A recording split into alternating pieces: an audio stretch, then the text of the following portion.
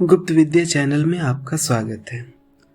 आज के इस वीडियो में हम कुछ विशेष बातों पर चर्चा करेंगे कि साधक को किन किन चीज़ों से सावधानी रखनी चाहिए जब भी वो साधना कर रहे हों या साधना मार्ग में आ चुके हों। बहुत सी ऐसी भूल है जो कि एक साधक और साधिकाएं साधना मार्ग में आने के बाद भी कर देते हैं। क्योंकि उन्हें कुछ विशेष बातों का पता नहीं होता, इसलिए वो अपनी साधना की एक तो चोरी करवाते हैं, अपनी ऊर्जाओं की चोरी करवाते हैं और अपने शरीर में रोग भी आमंत्रित कर लेते हैं, अपने चक्रों को खराब कर लेते हैं, ब्लॉकेज पैदा कर लेते हैं। बहुत सारी चीज़ें हैं जो कि थोड़ी सी सावधानी ना रहने के कारण एक साधक अपने जीवन में ये सब कर बैठते हैं। जैसे जब कोई साधक कोई भी साधना कर रहा है, जैसे हमारे द्वारा कोई साधनाएं दी गई, ये एक प्रोसेस है कि आप पहले लेवल से स्टार्ट करते हैं, फिर जो भी है आप आगे बढ़ते हैं। गुरु मंत्र हो चाहे फिर कुछ भी आपको आगे दिया जाए, लेकिन शुरुआत से जब आप जुड़ते हैं तो वो एक सेफ पद्धति है। लेकिन अब यहाँ भी कुछ नियम होते हैं, जैसे कि जब आप साधना में हो, आपकी जो दिनचर्या है वो बेहतर होनी चाहिए। आपको किसी के हाथ का नहीं खाना है जब आप साधना में हो। किसी दूसरे के हाथों से चीज़ों को खाने से बचना होगा।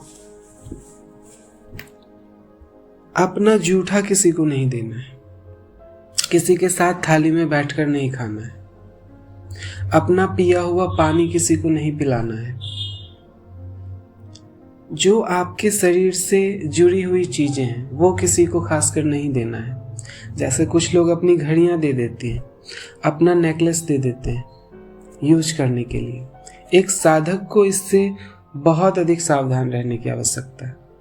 यहाँ तक कि आम लोगों को भी सावधान रहने की आवश्यकता है, क्योंकि इसी माध्यम से तंत्र भी होते हैं। तो साधकों के साथ ऐसा होता है कि अगर उन्हें तंत्र ना भी किया जाए तो भी जब वो अपने शरीर से जुड़ी हुई चीज कुछ देते हैं तो उनमें भी ऊर्जा होती है साधकों की, तो वो ऊर्जा वहां से उस व्यक्ति में चली जाती है।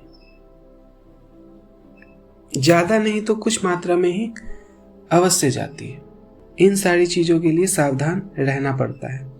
जैसे स्त्रियां अपना श्रृंगार का सामान, खासकर जो यूज किया हुआ श्रृंगार का सामान है, वो किसी को ना दे अगर वो साधिकाएं हैं। अपना जप माला किसी को ना दे यूज करने के लिए, जप माला कभी किसी को ना दे। पूजा की सामग्री किसी को ना दे। यहीं से ऊर्जा और सिद्धियों की भी चोरी होती है कि जब आप पूजा की सामग्री किसी को दे देते हैं। बहुत सारी चीजें हैं। कलम किसी को नहीं देना चाहिए अपना, जो सामान्य यूज का किया हुआ है। और विशेषकर कोशिश करनी चाहिए कि हम खुद के हाथ का बना हुआ खाएं, या फिर अपने परिवार का ही हाथ का बना खाएं। किसी दूसरे के घर का आया भोजन ना करें। इन सारी चीजों से बचना चाहिए। तो ये सारी चीजें तो हुई एक सामान्य सी बातें जो कि हर किसी को आजकल इसकी आवश्यकता है। हाथ मिलाने से बचना चाहिए, क्योंकि हाथ मिलाना हमारी संस्कृति नहीं है, ये विदेश की संस्कृति है। हाथ जोड़ना हमारी संस्कृति है। किसी से भी मिले तो हाथ जोड़कर मिले, हाथ ना मिलाएं। गले मिलने से बचें। अपने परिवार के अलावा किसी से गले ना मिले। तो इन सारी चीजों से बहुत सारी ऊर्जा का क्षय होता है। अब बात करते हैं कि कुछ साधक कुछ विशेष साधनाओं के लिए किसी गुरु के पास जाते हैं, ओझा पंडित किसी के भी पास जाते हैं, जिनका नेचर ठीक नहीं होता। अब किसी विशेष साधना के लिए अगर आप जाते हैं तो होता क्या है कि वो आपको कोई मंत्र देंगे, कोई भी विधि कहेंगे करने के लिए, ये विधि है, ये मंत्र है, ये पानी है, ये कुछ ऐसा है, आप इसे कर लो, आपको वो चीज़ें सिद्ध हो जाएंगी या वो चीज़ें काम करने लगेंगी। लेकिन होता क्या है, वो आपसे अपना मंत्र करवा रहे होते हैं अपनी ऊर्जा को जगाने के लिए। वो आपसे मेहनत करवा रहे होते हैं अपनी शक्ति को जगाने के लिए। आपने अप्सरा मांगा, उन्होंने चंडालनी आपके हाथ में दे दी। अब वो क्या करेगी, आप उनका जप कीजिएगा, उन्हें भोग दीजिएगा, उससे उस तांत्रिक की शक्ति बढ़ेगी जिसने आपको ये दिया। आपका कुछ नहीं होगा, आपको कोई शक्ति नहीं मिलेगी, बल्कि आपकी शक्तियां छिन्न होंगी और आपको रोग भी लग सकते हैं और लगते ही हैं। यहां तक कि आपका शरीर धीरे धीरे छिन्न होने लगेगा। जितना आप मंत्र जाप करेंगे उस चीज का, उतना ज्यादा आपका शरीर छिन्न होगा। आपकी तपोबल वो खींचेंगी, उसमें जाएंगी, आपकी ऊर्जाएं जाएंगी, आपकी घर की शक्तियां उसमें जाएंगी, आपकी पॉजिटिव एनर्जी उसमें जाएंगी, यहां तक कि उसमें भाग्य भी जाएगा, आपका अच्छा पुण्य भी जाएगा। तो गलत तांत्रिकों से बचना चाहिए। और कैसे बचेंगे?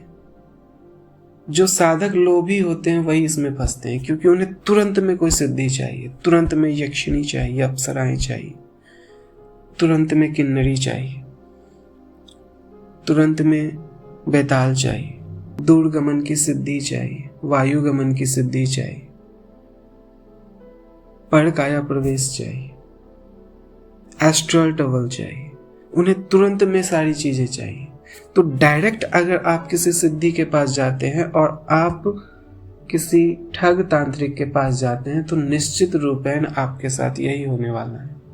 क्योंकि लोग बस ही लोग फंसते हैं,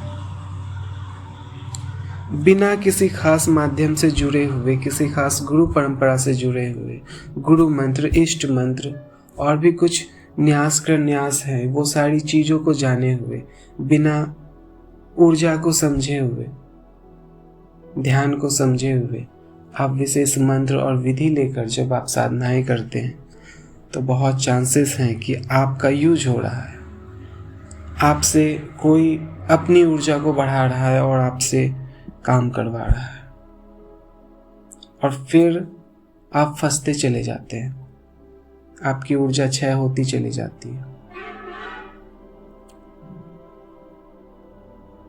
स्त्रियों के साथ भी यही होता है, क्योंकि स्त्रियां एक बहुत बड़ा माध्यम है कुंडलिनी का। तो स्त्रियों का भी यूज होता है,